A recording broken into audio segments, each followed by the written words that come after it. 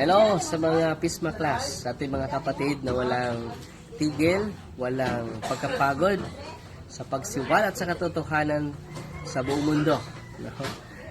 Sa daily reflection ninyo sa Ebanghelyo patuloy, kahit isa lang ang makikinig, maganda na yan. Dahil sabi ni Kristo, pagitan ni Apostol Pablo, bahagi ninyo yung natutunan ninyo. At sa pagbahagi ninyo sa natutunan ninyo, mailigtas nyo yung sarili ninyo, pati na ang inyong nakikinig. So, maganda yan. 1 Timoteo chapter 4 verse 16.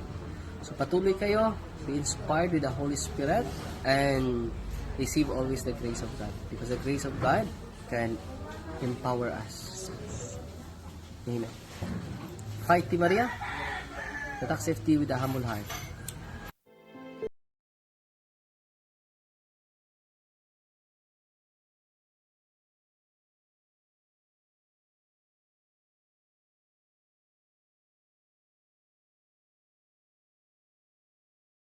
Manalangin sa ngalan ng Ama, ng Anak, at ng Espiritu Santo. Amen. Pagpalain kami sa aming pagtitipon ngayon para sa pulong na ito. Gabayan mo ang aming isipan at puso upang kami ay magtrabaho para sa ikabubuti ng aming komunidad at tulungan ang lahat na iyong mga tao. Turuan mo kaming maging bukas palad sa aming pananaw, matapang sa harap ng kahirapan at matalino sa aming mga desisyon.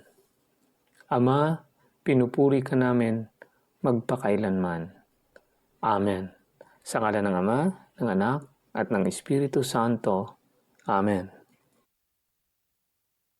Praise to you, Lord Jesus Christ, King of endless glory.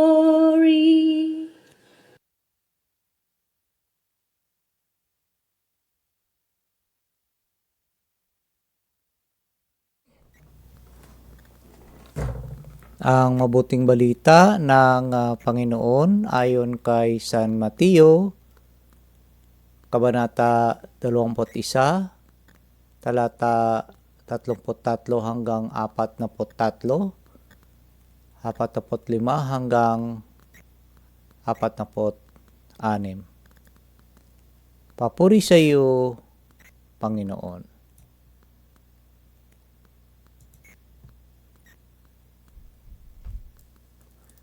Noong panahong iyon, sinabi ni Jesus sa mga punong saserdote at matatanda ng bayan, pakinggan ninyo ang isa pang talinghaga. May isang taong nagtanim ng ubas sa kanyang bukid at ito'y binakuran niya. Gumawa siya roon ng pisaan ng ubas at nagtayo ng isang mataas na bantayan. Pagkatapos, kanyang iniwan sa mga kasama ang ubasan at siya ay nagtungo sa ibang lupain. Nang dumating ang panahon ng pitasan, pinapunta ng may-ari ng ubasan ang kanyang mga alipin upang kunin sa mga kasama ang kanyang parte, ngunit sinunggaban ng mga kasama ang mga alipin. Binubog nila ang isa, pinatay ang ikalawa, at binato naman ang ikatlo. Pinapunta uli ng may-ari ang mas maraming alipin, ngunit gayon din ang ginawa ng mga kasama sa mga ito. Sa kalahuli-hulihay, pinapunta niya ang kanyang anak na lalaki. Igagalang nila ang aking anak, wika niya sa sarili. Ngunit nang makita ng mga kasama ang anak, sila ay nag-usap-usap. Ito ang tagapagmana, halik kayo. Patayin natin nang mapapasa atin ang kanyang mamanahin. Kaya't siya ay sinunggaban nila, inilabas sa ubasan at pinatay.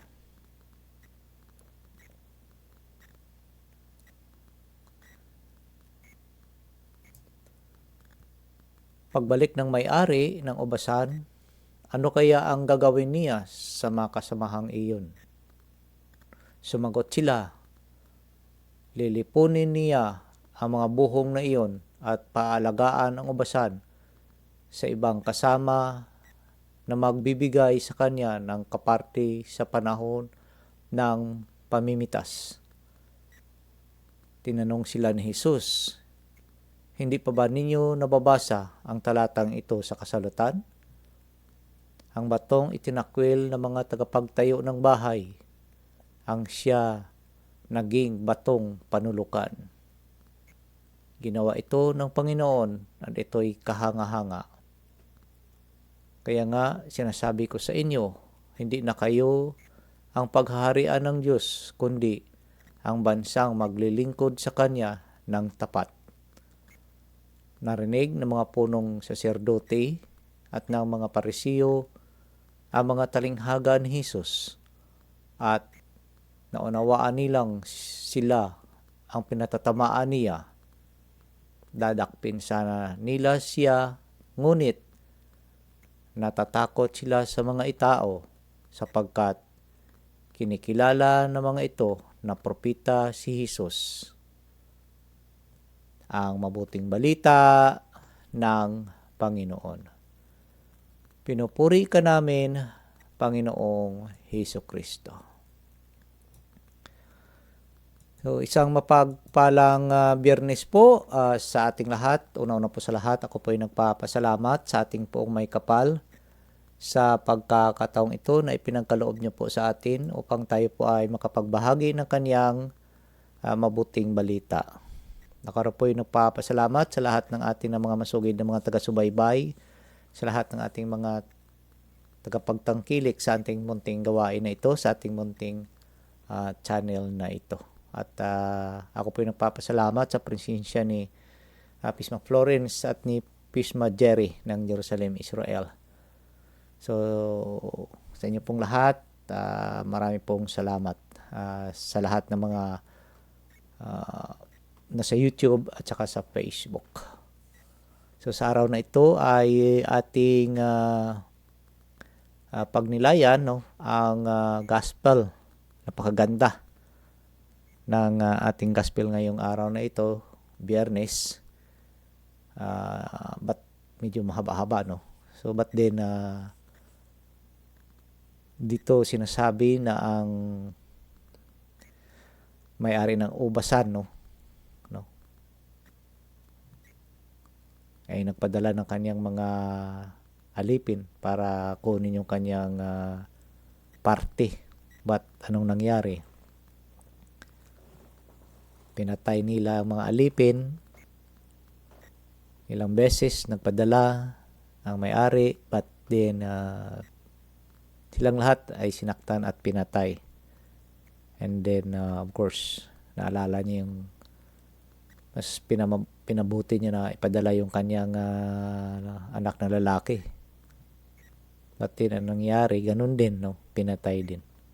So kung titingnan natin ang pangyayari, ito po ay sinasabi na ng Panginoon, no? Kung ano ang mangyari sa kanya. Dahil siya po ay ang mahal, or ang Ama sa Langit ay nagpadala ng maraming propeta, no? Iba pinatay din, di ba? Hindi nila kinikilala. So now, nag-decide ang Ama sa Langit, no? Ama natin sa langit na ipadala ang kanyang bugtong na anak. Baka sakaling magbago, no? At i-acknowledge, no, ng sangkatauhan, no, ang kanyang bugtong na anak ba din. Ayun, ano nangyari? Pinako siya sa krus, no? Pinatay din. But din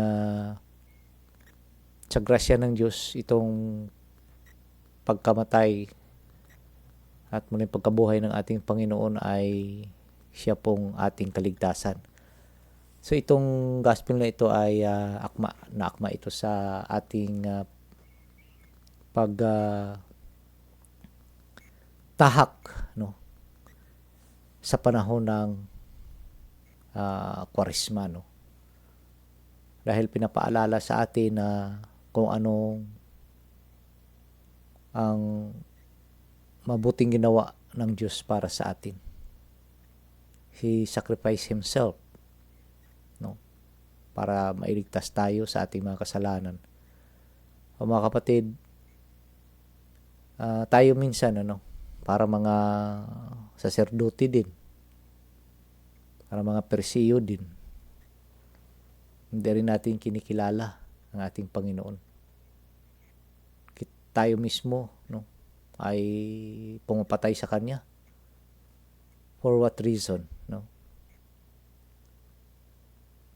Sa paggawa ng kasalanan. Alam na natin na mali ba't din at kasalanan ang gagawin na yan, pero ginagawa pa rin natin for our self satisfaction, for our own comfort, ibang bagay na hindi natin maiiwasan, hindi natin mapigilan, ginagawa rin natin. So, ba't ano ba ang importanteng mensahe ng ating gospel ngayon? So, kung titingnan natin yung mga parisiyo at mga saserdote, yung sinabi ng ating Panginoon na ang batong itinakwil, siya yun siya naging batong panulukan, the cornerstone. And then ang sabi pa ng ating Panginoon na hindi na kayo ang paghaharian ng Diyos, kundi ang bansang maglilingkod sa Kanya ng tapat. So dito nangyari ang kumbaga sa transition ba ng pananampalataya natin, pananampalatayang Katoliko, na from Jerusalem napunta sa Roma, So because masigasig, yung mga alagad, at napunta sila sa Roma, so pinalago. Dahil dito sa Israel, sa Jerusalem, ay hindi kinikilala ang ating Panginoon. So sa mga lugar na kung saan ang ating mga apostolis ay nagpalaganap ng mabuting balita, doon lumago ang pananampalataya. So kung titingnan natin hanggang ngayon, nasa Rome ang ating puno ng pananampalataya, Kaya napakalungkot, na sila mismo, the chosen people of God, ay parabang inilayo sa kanila, yung mga bagay na para sana sa kanila. Ganun din tayo mga kapatid. Kung anong grasya na binigay sa atin ng ating Panginoon, ba't din hindi tayo marunong mag-alaga nito, itong grasya na ito ay bibigay po sa iba. Yung masigasig na magpalago nito. So sa panahon ngayon ng Kwaresma, dapat alalahanin natin that tayo bilang tao ay of course makasalanan, but then because of the mercy ng ating Panginoon, tayo po ay tinatanggap pa rin, pinapatawad. Basta deep in our heart ay humingi tayo ng kapatawaran. Tayong lahat ay may istorya sa buhay, may mga dinaraanan, may mga pagsubok na minsan para bang magbibigay ka na, at mawawalan ka na ng tiwala at pananampalataya sa Diyos. Dahil tayo, masyado tayong marupok, Ibang nagre-rely lang tayo sa ating sarili, na lakas. At ibang inaasam natin, hindi natin maabot. Dinadasal natin pero hindi binibigay sa atin.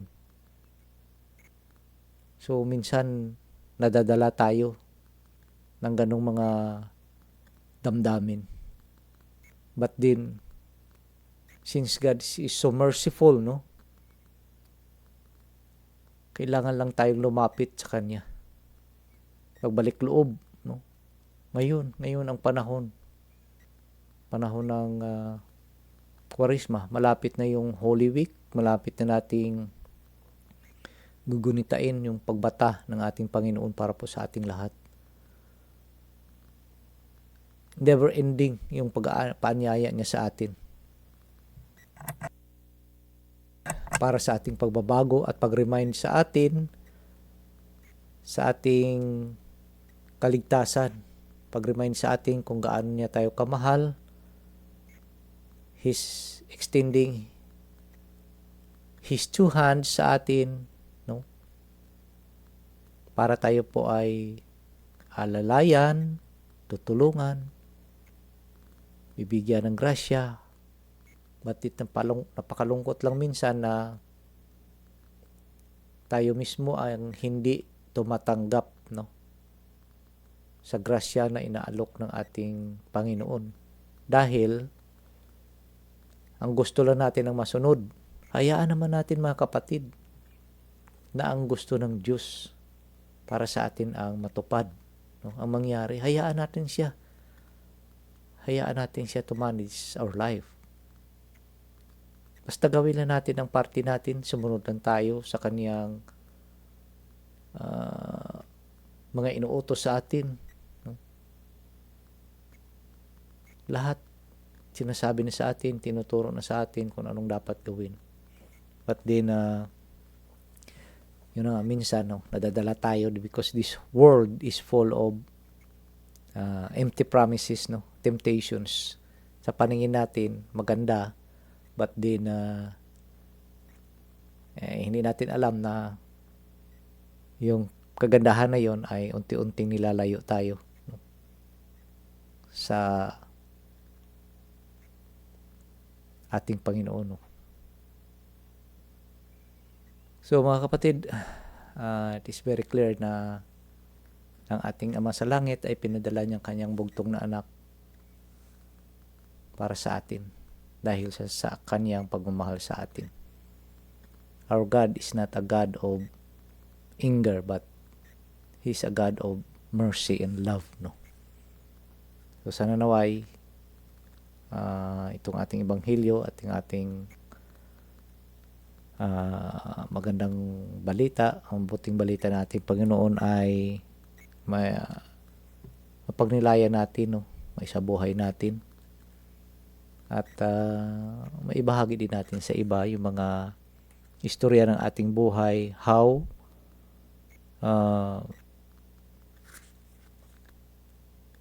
our story of life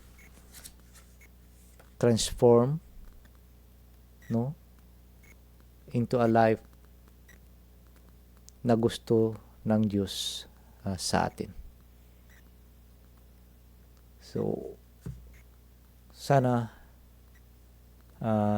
palakasin natin ang ating pananampalataya at panalangin palagi, no? Hingin natin yung gabay ng Panginoon, ng banal na Espiritu sa atin. At hingiin din natin ang gabay at panalangin ng mahal na ina, Saint Joseph, at lahat ng mga banal at santo sa langit, no, na tulungan tayo na lalo tayong lumapit, no, ay hindi mahiwalay sa ating Panginoon.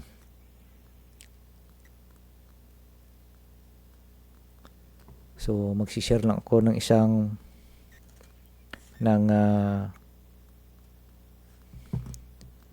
praises dito, no, sa Diary 72 ni Sister Faustina, that sabi dito, let every soul trust in the passion of the Lord and place its hope in His mercy. God will not deny His mercy to anyone. Heaven and earth may change, but God's mercy will never be exhausted. At i-share ko rin dito yung isang prayer. Dear Lord, my story hasn't ended. May I grow in trust of your mercy. So yun lang po mga kapatid. Kailangan natin na ipagdasal na ang grasya ng Diyos, His mercy, ay ating matatanggap sa araw-araw nating pamumuhay. Yun lang po, marami pong salamat sa inyong lahat. Sana naway ang banal na Espiritu, ang ating Panginoon, ay gabayan po tayo, at lahat ng membro ng ating pamilya, na ilayo po tayo sa anumang kapahamakan, bigyan tayo ng kalusugan sa ating pangangatawan para pagpatuloy natin ang mga gawain na gustong ipagawa sa atin ng ating Panginoon. At panalangin po natin ating bansa, ang buong mundo, na magkaroon na po ng kapayapaan. Panalangin din natin ang gagarang pagaling ng ating mahal na Santo Papa, Pope Francis. Lalo na ang mga membro ng ating pamilya na nahiwalay na sa ating pananampalataya, nawala na ng pag-asa sa buhay. Let's pray for them. Let's pray one another. So, marami pong salamat. And Lord, help me with my impatience and selfishness. And make my heart like unto thine. So mga kapatid, Biyernes ngayon, sa mga may devotion sa Sacred Heart of Jesus at sa ating mahal na poong Jesus Nazareno, sana po ay magawa po natin itong mahalagang bagay din sa pagpapalago ng ating buhay espiritual. Huwag lang na po natin kalimutan na kumapit lang po sa patalim ang salita ng ating Panginoong Hesukristo. Marami pong salamat at God bless po sa ating lahat. Manalangin po tayo sa ngalan ng Ama, ng Anak, ng Diyos Espiritu Santo. Amen.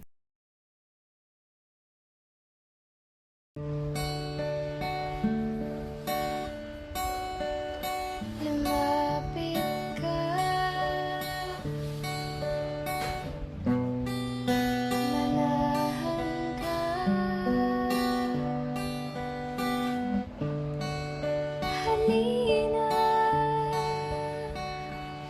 sa aking piling, tinatawagan ka, banal mong presensya, Espiritu, banal manahan ka, Espiritu, banal lumapit ka. Prayer for the indwelling of the Holy Spirit. In the name of the Father, and of the Son, and of the Holy Spirit. Amen.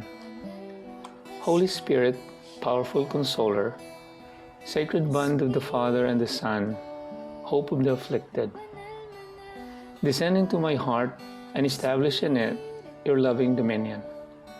Enkindle in my tepid soul the fire of your love, so that I may be wholly subject to you. We believe that when you dwell in us, you also prepare a dwelling for the Father and the Son. Deign, therefore, to come to me, consoler of the abandoned souls and protector of the needy. Help the afflicted, strengthen the weak, and support the wavering. Come and purify me. Let no evil desire take possession of me. You love the humble and resist the proud. Come to me, glory of the living, and hope of the dying. Lead me by your grace, that I may always be pleasing to you. Amen. In the name of the Father, and of the Son, and of the Holy Spirit. Amen. Espiritu, banal manahan ka, Espiritu,